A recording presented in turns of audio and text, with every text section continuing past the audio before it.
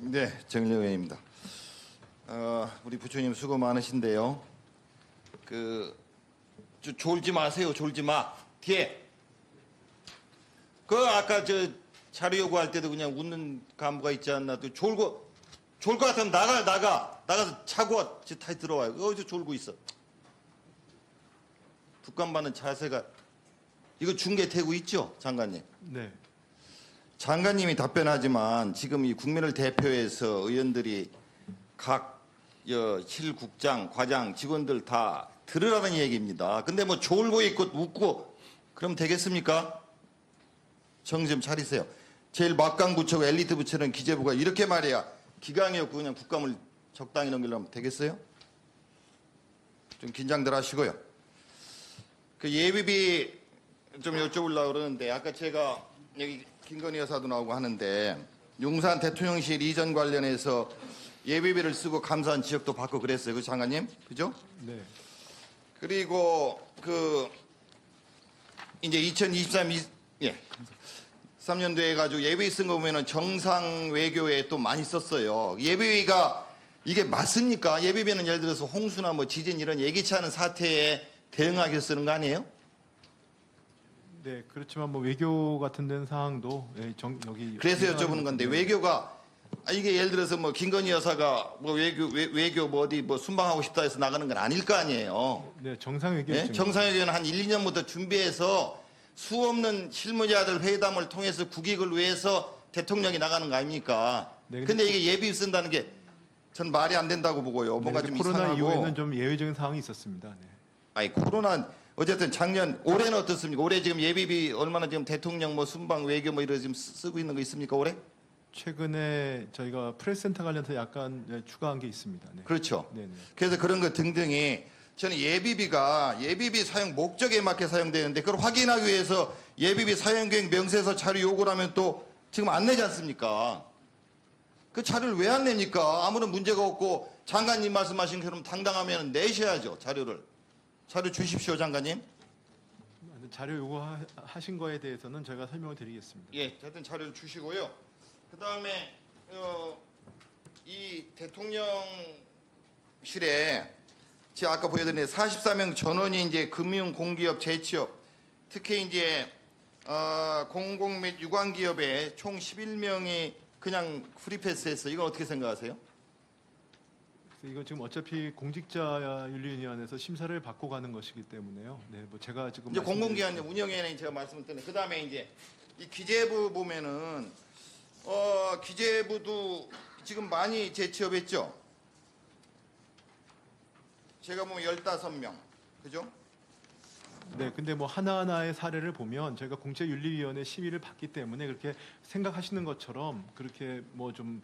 그런데 예를 들어서 네. 관세청 장관님 그 산하기관인데 그 면세점협회에 12명이 취직했는데 이게 저는 도저히 이해가 안 갑니다. 맞다고 생각하세요? 유관기관 아니에요? 관련되는 기관? 네, 그렇지만 하나하나의 기관에 대해서 공채윤리법이 굉장히 엄격합니다. 제가 위원도 해봤기 때문에 그 하나하나 따져 보시면 큰 문제가 없을 저는 거라고 같은 거 생각합니다. 100% 전혀 이해가 안 가고요. 특히 그러면 다른 거 하나 보세요. 공공기관 140명 낙하산으로 저는 보고 있는데 그 중에 이 공공기관 낙하산은 공공기관 운영위원회에서 이게 다 의결이 돼야 되죠. 네, 그러니까 장관이 위원장으로 계시고, 그죠? 네. 맞죠?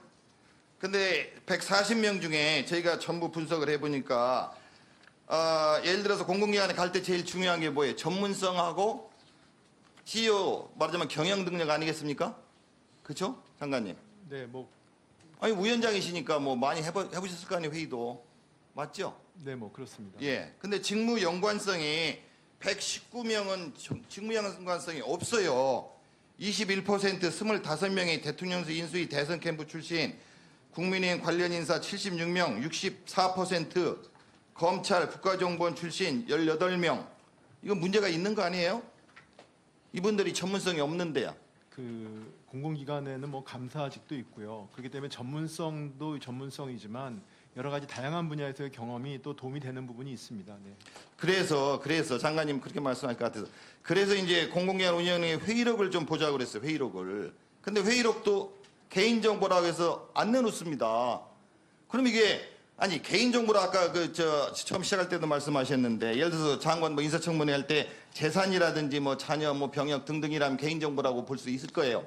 그렇지만 공공기관 운영위원회에서 직무 연관성이나 경영 전문성을 좀 보는 건데 아무도 그러면 국회의원도 못 보고 아무도 못 봐요. 그러면 거기서 뭐 적당히 했는지 국민들이 알 수가 있습니까? 최소한 국정감사할 때 국민을 대표해서 국회의원이 자료 요구를 하면 그건 좀 주셔야 되는 거 아니에요? 그래서 지금 공공정책국에서 말씀하신 자료 중에서 제가 예. 드릴 수 있는 건 다 드리라고 좀 제가 얘기를 드려놨고요. 다만 지금 말씀하신 것 중에서 저희가 가지고 있지 않은 자료들이 많이 좀 있어서 그런 부분들은 다시 의원께 설명을 드리겠습니다. 좋아요. 그럼 저랑 다시 이거 하고 제가 왜 이 얘기를 하냐면은 아까도 말씀드렸지만 제일 중요한 공공기관 운영위원회 민간위원 그러니까 2명 장관님하고 국무조정실 2차장 빼놓고 민간위원 9명 중에 7명이 윤 대통령하고 여당 관련 인물이라는 거 이게 공공기관 운영법에 보면 제 구조의 중립성이 분명히 있어요. 그죠? 네. 그럼 이게 중립성이 지켜져 있다고 볼 수 있을까요? 민간위원 9명 중에 7명이 이런 분들인데 글쎄 뭐 저분들이 저런 경력을 가졌다고 해서 지금 다 중립성을 말씀하시고 전문성을 말씀하시는데 한 분 한 분은 또 저희가 정부가 바뀌면 공공기관에 대해서 어떤 그 정부의 어떤 국정 철학 이런 부분도 있기 때문에 그건 어느 정부든지 어느 정도 저런 부분들에는 이해를 해주실 예. 부분이 있을 것 같습니다. 근데 전 장관님이 다시 살펴보십시오. 이 국민들이 볼 때 이해가 안 가니까요. 전 장관님, 윤 대통령이 장관님들 임명할 때도 왜 그 많은 분들 중에 꼭 저 사람을 임명해가지고 이렇게 국민들이 불신하게 만들고 그냥 걱정하게 만들까 그런 생각인데 예를 들어 지금 이 김호진 전 관리비서관도 지금 공은회 한국공항공사 사장 후보로 올라와 있죠. 그래서 제가 그 부분은 정확히 개별 모르십니까? 그럼 네. 좋아요. 이분이 전문성이 있다고 보십니까? 그분의 전문성이 있으실 없어요. 국토부 1차관 하셨는데 공항, 항공, 교통하고 관련 없는 분야예요. 전혀 없는 분이에요. 내정설이 있는데 이런 분이 이제 낙하산이라고 해가지고 윤석열 정부가 비난을 받는 거예요. 공공기관 운영위원회 위원장으로서 이런 걸 막아야 됩니다. 아시겠습니까, 장관님? 네, 하여튼 예, 유념하겠습니다. 마무리해 주시면 감사합니다. 수고하셨습니다. 다음은 존경하는 진성준 의원님 질의해 주십시오.